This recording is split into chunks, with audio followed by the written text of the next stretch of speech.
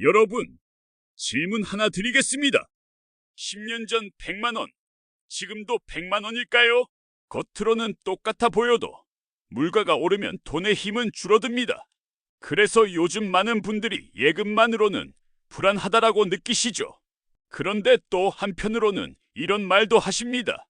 주식은 겁나서 못하겠고, 펀드는 복잡해서 모르겠고, 그래서 오늘은 딱 하나만 정말 쉽게 말씀드리겠습니다. ETF가 대체 뭐냐? 이겁니다. 그리고 시작하기 전에 영상이 도움이 되시면, 관심 있으시면 구독, 좋아요 눌러주세요. 여러분의 클릭 하나가 다음 강의를 만드는 힘이 됩니다. 1. ETF 한 문장 정의. ETF는요, 아주 짧게 말하면 이겁니다. 주식처럼 사고 팔 수 있는 펀드 묶음 상품입니다. 주식처럼 증권 앱에서 장중에 바로 매수 매도 가능. 펀드처럼 한 종목이 아니라 여러 종목이 묶여 있음. 즉, 한 번에 여러 종목에 나눠 투자하는데 주식처럼 편하게 거래한다. 이게 ETF입니다.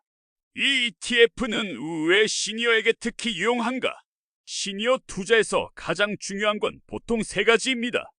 큰 손실을 피하기, 복잡한 걸 줄이기, 현금 흐름 분배 금배당 고려하기. ETF는 이 세 가지에 꽤 잘 맞습니다. 한 종목에 올인하면 그 종목이 흔들릴 때 마음이 무너집니다.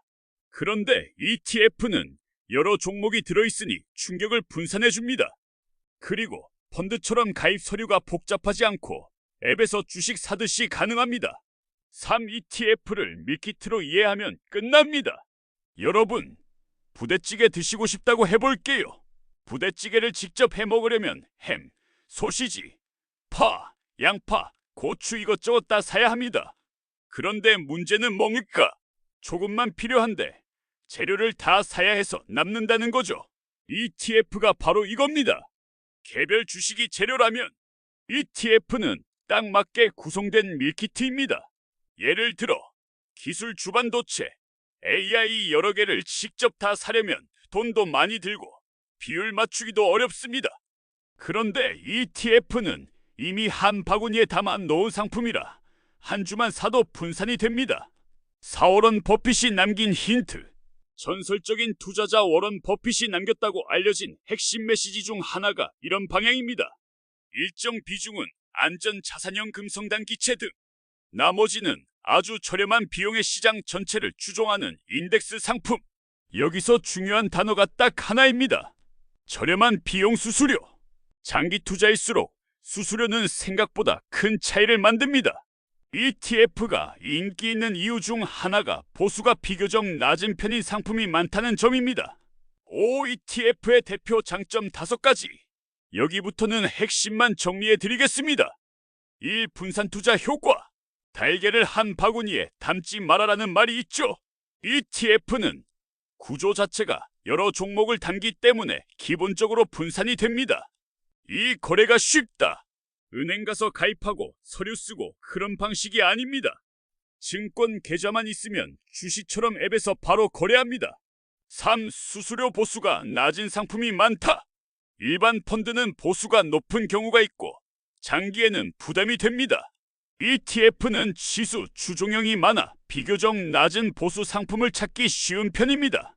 4. 투명성이 높다. ETF는 보통 무엇을 담고 있는지가 비교적 잘 공개됩니다. 내 돈이 어디에 들어가 있는지 모르겠다가 줄어듭니다. 5. 분배금배당형 선택지도 있다. ETF 중에는 월분배, 분기분배처럼 현금 흐름을 고려한 상품도 있습니다.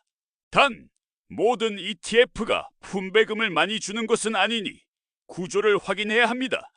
6. 그럼 ETF는 안전하기만 합니까? 꼭 짚어야 할 단점. 여기서 중요한 질문이 나옵니다. ETF도 망할 수 있나요?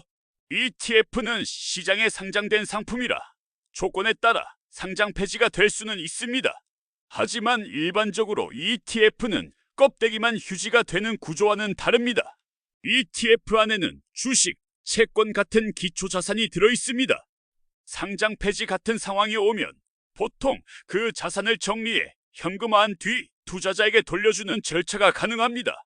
다만 이 말이 손실이 없다는 뜻은 아닙니다. 기초 자산 가격이 내려가면 ETF도 내려갑니다. 그러니 ETF는 편한 도구이지 무조건 이기는 마법은 아닙니다. 7시니어용 실전 체크리스트 ETF 고를 때 5가지. 오늘 강의가 끝나고도 이 5가지만 기억하시면 됩니다. 무엇에 투자하는 ETF인가? 주식채권 금리치 인프라 등 분산이 충분한가? 몇 개 종목 어떤 비중인지 보수총 비용과 과도하지 않은가? 거래량이 너무 적지 않은가? 사고팔기 불편해질 수 있음. 내 성향에 맞는가? 안정형 채권형 금성혼합형, 균형형 주식채권 혼합, 공격형 특정 테마 AI, 반도체 등. 마무리 오늘의 결론 정리해드리겠습니다. ETF는 주식처럼 편하게 거래하는 여러 종목 묶음 상품 펀드입니다. 장점은 분산, 편의성, 비교적 낮은 비용, 투명성, 분배금 선택지. 단점도 있습니다. 가격 변동은 그대로 겪습니다. 그래서 시니어에게 중요한 건 한 방이 아니라 지속 가능한 방식입니다. 마지막으로 오늘 내용은 투자 권유가 아니라 교육 목적입니다. 실제 투자는 본인의 상황과 목표를 고려해서 천천히 확인하고 진행하셔야 합니다. 과제 다음 영상 전까지 딱 한 개만 해보세요. 증권 앱에서 검색창에 이렇게 입력해보세요. S&P 500 또는 채권 또는 고배당 또는 월분배. ETF 이름이 뜨면 구성 종목 보수 분배금 방식을 한 번만 눌러서 확인해 보세요. 오늘 강의가 도움 되셨다면 다시 한번 말씀드립니다. 관심 있으시면 구독, 좋아요 눌러주세요. 다음 시간에는 ETF를 고르는 기준을 더 쉬운 예시로 확실히 잡아드리겠습니다.